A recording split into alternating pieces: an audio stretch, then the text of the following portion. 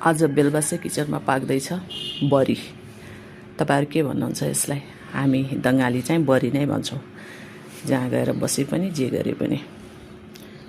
यसलाई मस्यौरा पनि भन्नुहुँदो रहेछ यता काठमाडौँतिर। हामी चाहिँ बरी नै भन्छौँ। बरी फेरि अहिले त अब जिक्को पनि बन्दो रहेछ हाम्रो दाङमा चाहिँ। कर्कलो मसिनो काटेर मासको पिठोमा मोलेर नै बनाउने हो। त्यसैलाई नै बरी भन्न मन लाग्छ मलाई। मिठो पनि हुन्छ। आज मेरो भान्सामा पाक्छ बरीको झोल। भन्दा सिन्कीको झोल बरीको झोल भनिन्छ। अब पकाउने कसरी त्यसमा भर पर्छ।